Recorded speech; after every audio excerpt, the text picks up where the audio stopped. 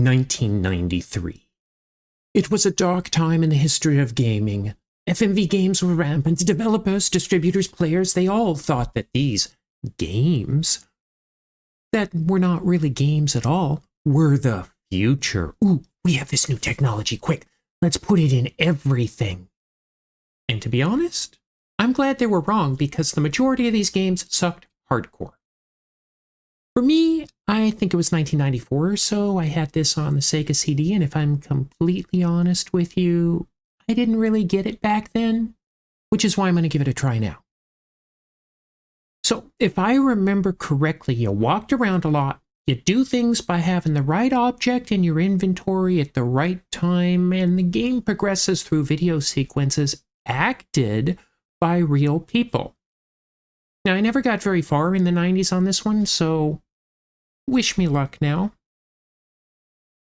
Hey, editing Noriko here. How you doing? Due to the nature of this game, I'm going to have to break the uploads into bite-sized parts. Now, I hope that makes them easier to digest. I'm also going to remove any dead time from the screen, because I don't think there's any reason you should have to watch me debating an action for 15 minutes or so. Anyway, back to the show.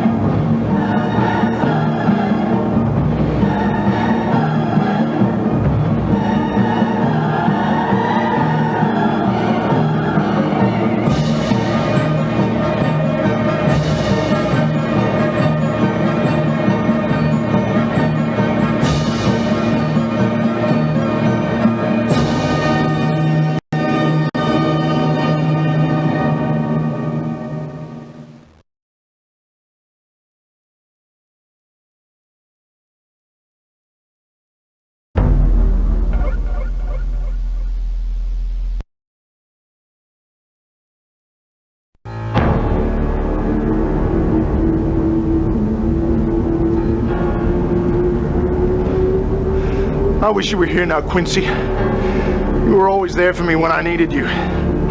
Even now, it's your friends who've made me strong enough to carry out what I must do. First it was Father Janos who started me on this agonizing task. Now with the aid of your old allies, it looks like we'll end this horrible scourge. So much has happened these past few days. Mr. Alexander Morris. Thank you. Alexander. Arthur, I can't tell you how much I appreciate your kindness while I've been in your city. And now for you to sponsor me in London's most prestigious club. Nonsense. Your brother and I were extremely close. Here, let me introduce you to some of the other members of the Hades Club. Devlin. Alexander, I'd like you to meet Devlin Goldacre. Devlin Alexander Morris. I believe I've mentioned his late brother Quincy. Yes, you have. Mr. Goldacre, this certainly is a pleasure. It will be an honor to be accepted into your club. So, this is the brother of the famous Quincy Morris. I suppose even London isn't big enough for more than one Texan at a time. What brings you here? Well, it's an unusual story, really.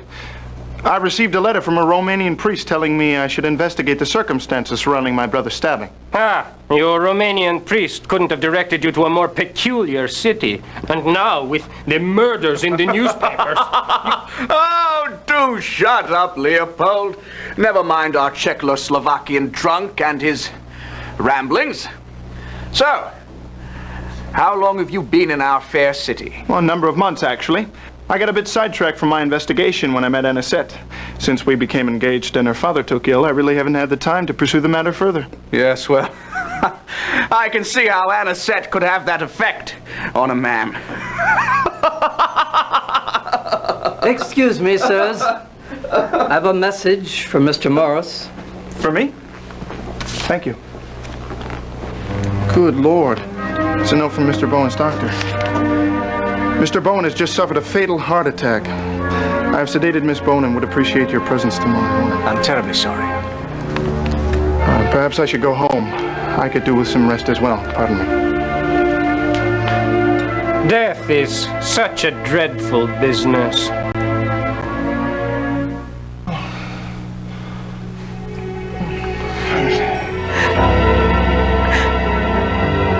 Anisette?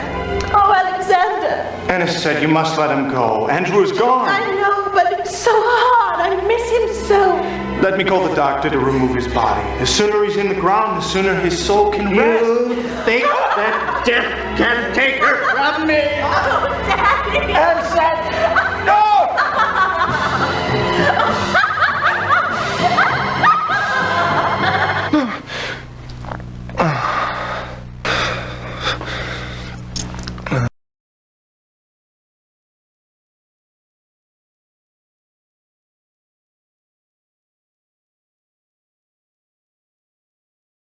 From joining the Hades Club to hearing about Andrew's death, I do not believe I've ever had a more eventful evening, nor do I ever hope to again. And on top of everything else, a most disturbing dream. And what part of our beautiful city would you like to see today, sir? I'd like to go to 10 Campden Hill, Notting Hill, please.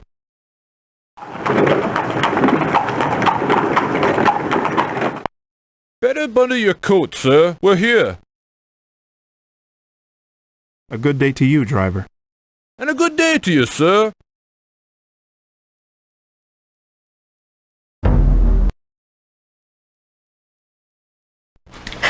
Alexander, I'm so glad you're here. Shh, it's all right. Where's the doctor? He's gone. He said it was a heart attack brought on by shock. Shock? An open window in this weather? I shall have to talk with Miss Culpepper. Oh, Alexander, I'm so tired. Why do things have to go away? Why can't all the things we love stay forever?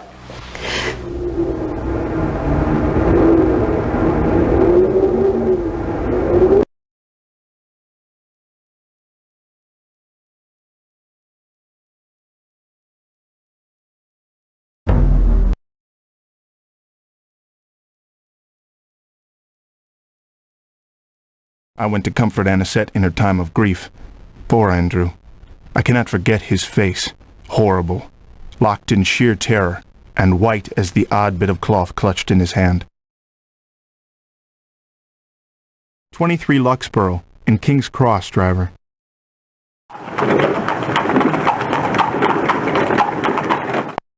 You better bundle your coat, sir. We're here. Good day, driver. Good day, sir.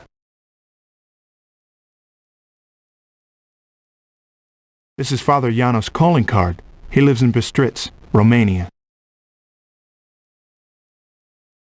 It's the note I received from Andrew Bowen's doctor. This is the strange white cloth I found in Andrew Bowen's hand. London's weather makes a handkerchief indispensable. This is a guide to London's museums. This is a photo of my fiancée, Anisette Bowen.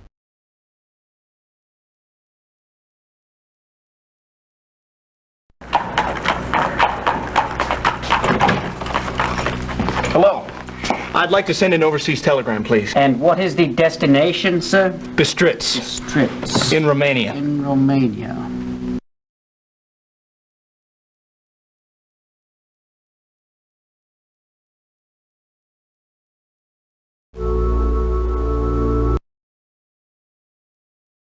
And what part of our beautiful city would you like to see today, sir?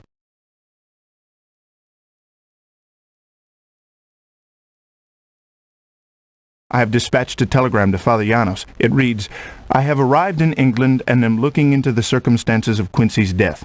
Strange things are happening here. Please reply soon.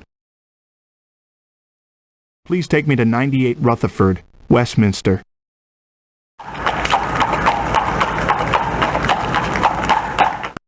Here we are, sir. A good day to you, driver. Have a good day, sir.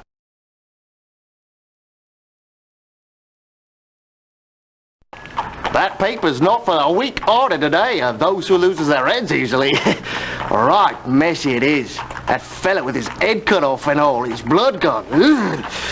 I needs a drink instead of Saucy Jack when this day's over. Saucy Jack? Haven't you heard of it, Gov? The best pub in the Strand. Me mouth is watering already for a mug of Rebecca's ale.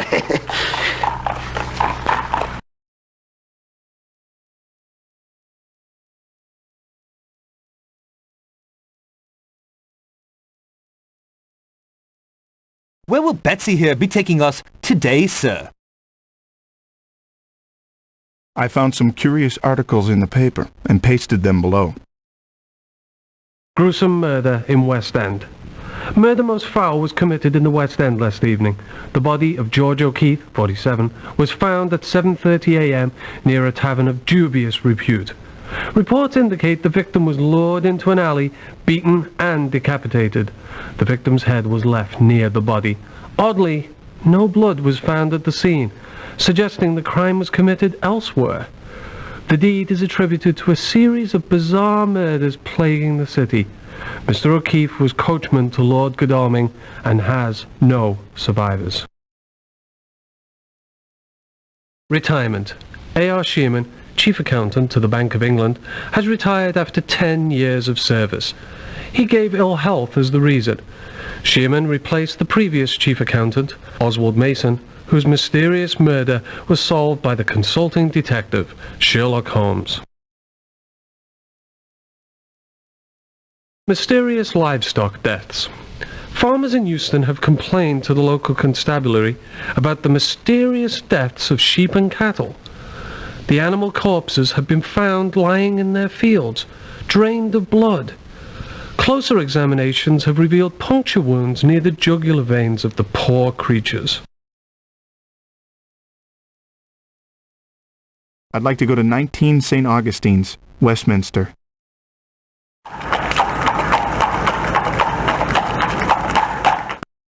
I'm happy to say that we have finally arrived. A good day to you, driver. Good day, sir.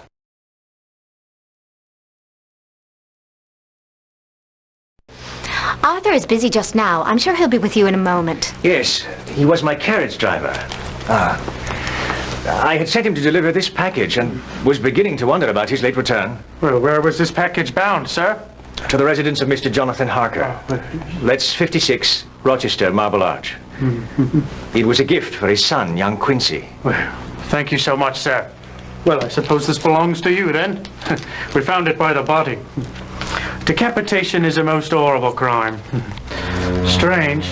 There's no accounting for the blood loss.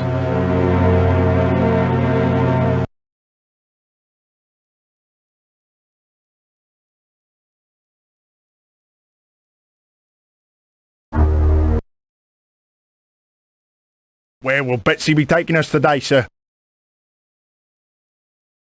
What a grisly shock. I went to visit Arthur Holmwood only to discover that his coachman had been killed, decapitated, with complete loss of blood. I cut my visit short, but not before learning Jonathan Harker's address. Please take me to 20 Surrey, the Strand.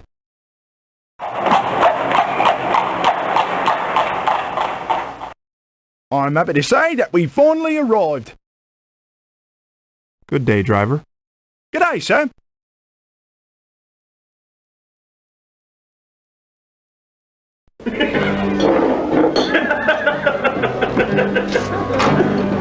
Hello, sir. How's the day treating you? That could be better. Oh, I hate to see one of me customers in the mopes.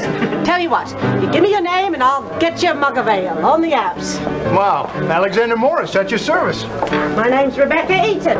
I'm the owner of this fine establishment. Oh, careful. This one, Becky, is moody. Could be the murderer. Oh, keep your mouth shut. Don't mind them. They scared. Count of all the people being killed. Real unnatural like, too. Heads cut off and the bodies all dry of blood. Hey, I'd lose my head for you, Becky. Oh, come on. Strange killings, they is. That woman in white been seen all over London. It's like that Bloofer lady years ago. Bloofer? What kind of name is that? Never heard the like of her since. She's a woman what bit youngins on the neck. Where'd you hear this? I read it in a book. I was delivering a bunch of them to that bookstore in King's Cross. What's it called? Let's see. My noggin's gone all rusty. Goldstein and Horn, Goldfield... Goldacre? Yay, that's it. Goldacre and Horner.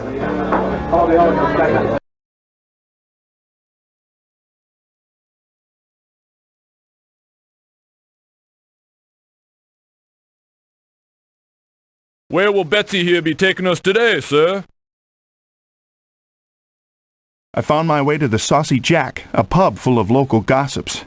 The regulars were eager for an audience, and I was told of the grisly murders and the eerie Bloofer lady. Please take me to 12 Oldbury, King's Cross.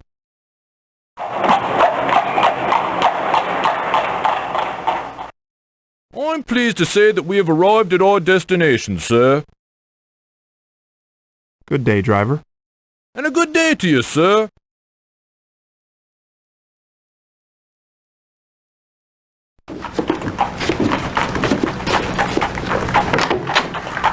May I help you? Mr. Horner? Alexander Morris. Mr. Holmwood has sponsored me into the Hades Club. I understand your partner's also a member? Oh, yes. Devlin mentioned you. It will be a pleasure having you in our club. What brings you to my little bookstore? Well, this might sound a little bit strange, but I've been told you have a book about the Bloofer lady. The Bloofer lady? Well, as a matter of fact, I do. She would appear as a beautiful ghost-like woman with a horrible practice. She would summon children only to return them later, some on the verge of death. The children would call her Bloofer instead of beautiful. Yes, bears a striking resemblance to some other cases I know of. How much do I owe you? A gift from one Lord of Hell to another. From the library of Dr. John Seward, Purfleet Asylum.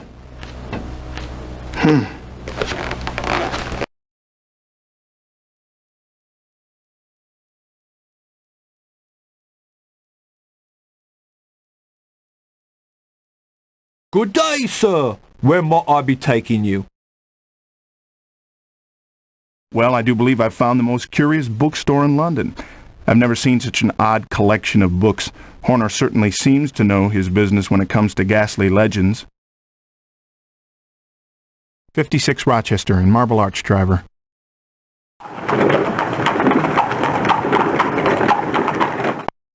Better bundle your coat, sir. We're here. Good day, driver. Good day, sir.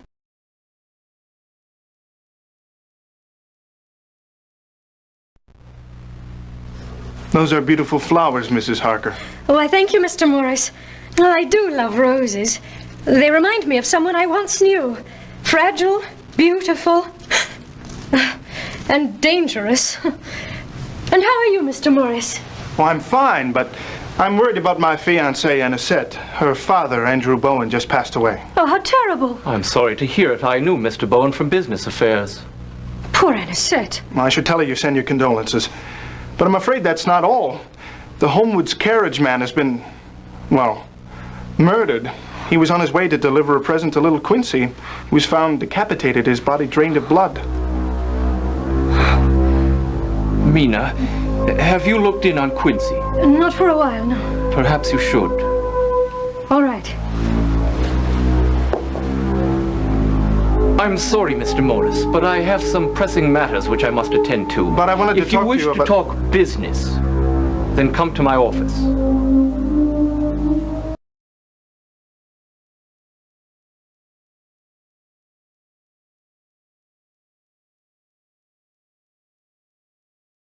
Where will Batsy here be taking us today, sir?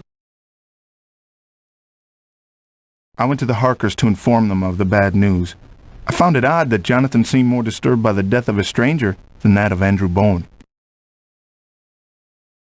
I'd like to go to 52 Bishop's Bridge, Paddington.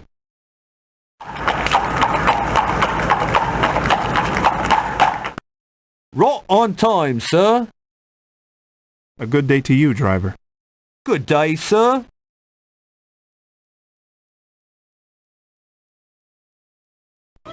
What do you want? Alexander Morris to see Dr. Seward. The doctor's busy. The loonies is acting up now. Go away! Grab him! Here, take this. You may need it. I'll see if the doctor gets your car. Yeah.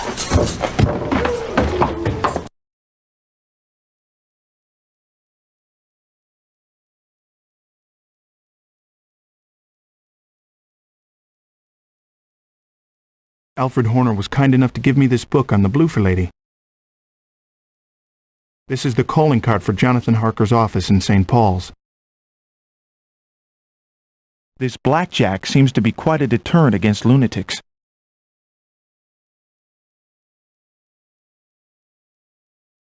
Good day, sir. Where might I be taking you? It seems that Dr. Seward is a busy man. I couldn't see him today because his loonies are acting up. Perhaps I'll try him again later tonight.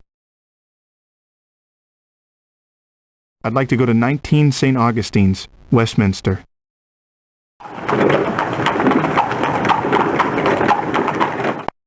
We're here, sir. Thank you, driver. Right. Have a good day, sir. 2 o'clock.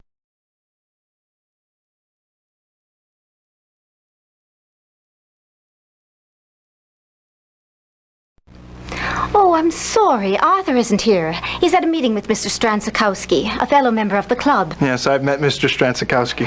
He's a rather odd man. But it is so sad. He was such a gifted composer before the death of his wife, Ileana. It was a carriage accident in Europe at a place called Borgo Pass. She was buried in London where her family rests. She must have been very beautiful. Oh, yes. Although I never met her. And the ceremony was a closed casket. Well, if you'll excuse me, I must deliver this present to the Harkers. Well, I'd be glad to do that for you, Mrs. Holmwood. Oh, I thank you. But call me Regina, please.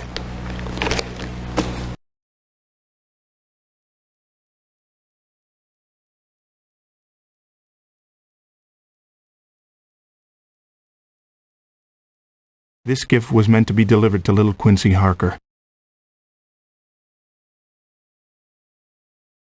And where will we be off to on this fine day? I had a strange conversation with Regina Holmwood today. She told me of Leopold Stransakowski's tragedy. I feel sorry for him. The death of a loved one is always bitter. Please take me to 45 Fenchurch, St. Paul's.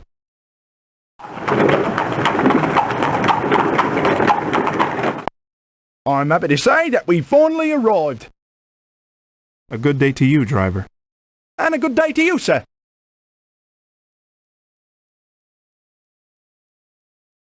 Regarding our previous agreement, Mr. Morris, how can I help you? I'm delivering this for the Homewoods. It was the gift that coachman was taking to Quincy before he... Yes, well, thank you very much. I've come on personal business as well. I feel a bit foolish, really. I don't know where to begin. So many strange things that have happened, and, well, I have so many questions concerning... Yes, well, I appreciate that you think I can help, Mr. Morris, but this is my business office, and I'm quite busy. I see. I'm sorry to have disturbed you. Wait. Mr. Morris, please, I don't wish to appear careless. Here. Take this. A friend of mine gave this to Mina during troubled times. She would like Anisette to have it to comfort her. Thank you, Mr. Harker.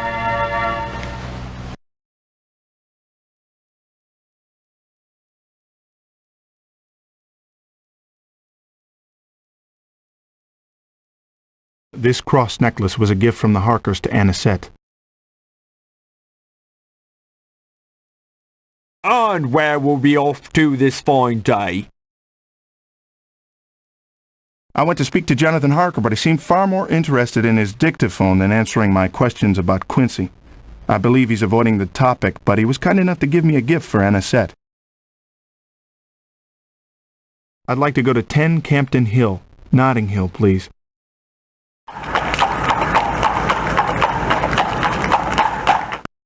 Right on time, sir.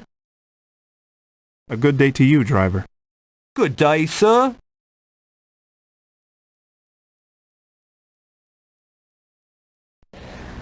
Come lay your weary, troubled head upon my loving breast.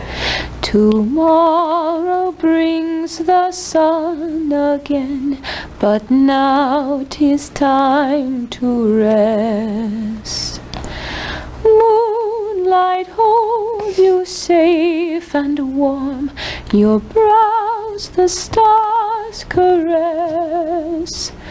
Tomorrow brings the sun again, but now 'tis time to rest. A lovely song. There you are, leaving poor Anisette alone at a time like this, you cad! Come sit by me, Alexander. Juliet just stopped by to try and cheer me up. She's offered to spend the night here. Always a pleasure to see you, Miss Adams. If anyone can make Anisette feel better, it's you. The Harkers have also been generous. Mina wanted you to have this necklace. Jonathan said that it had been given to them during a time of loss as well. You know, it's strange. I hate to say it, but last night I had a dream about your father passing away. I saw him lying there as peaceful as can be. He seemed to look up, and there was a woman standing beside him. She shone like an angel and reached for him. I saw his arms go to her, and all around him was flowing white.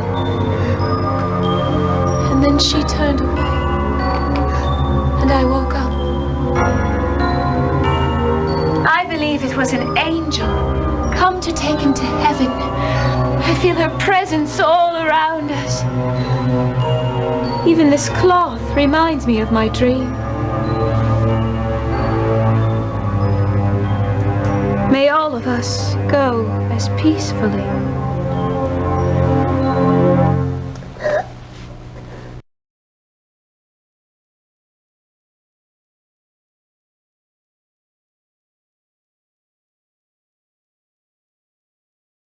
Lovely Juliet Adams handed me this rose.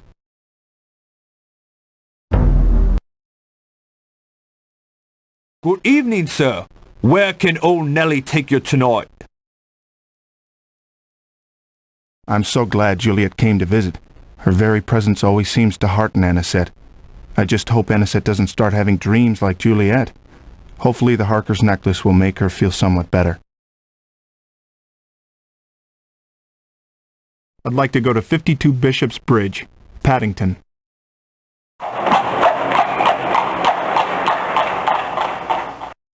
We're here, sir.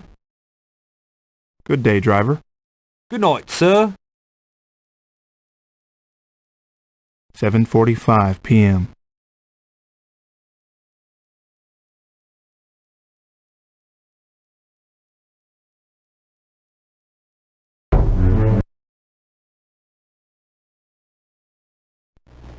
Quincy's brother?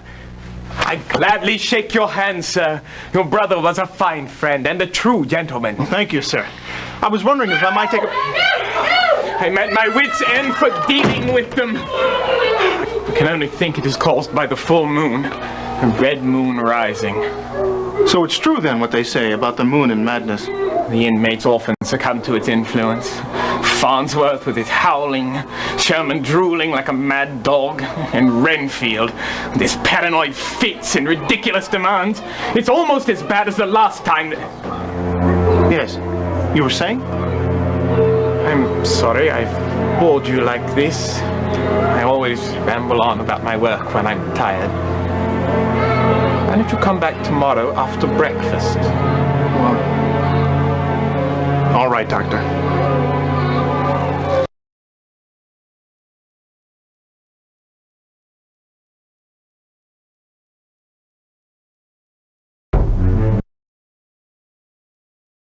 Good evening, sir. Where can old Nellie take you tonight? I went to the asylum and met Dr. John Seward. His work seems most demanding. I found it odd that he avoided telling me more about the inmates and the effects of the moon. Please take me to 45 Holland, Notting Hill.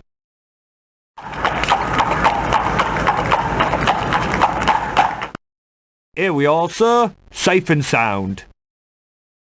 Thank you, driver. Good night, sir.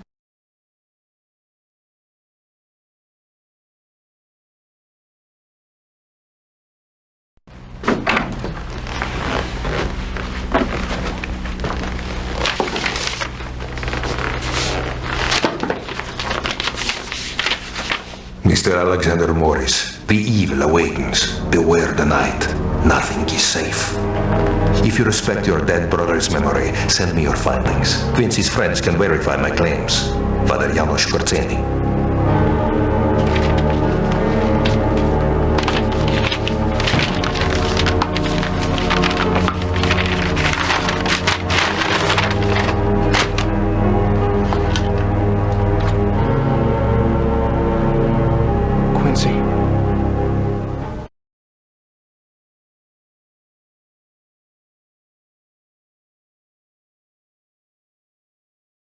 I received a message and a package from Father Janos. The message was quite vague and gave no hint as to the meaning of the Bowie knife.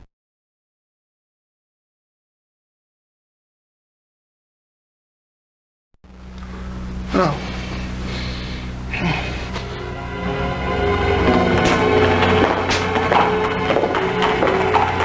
Anisette?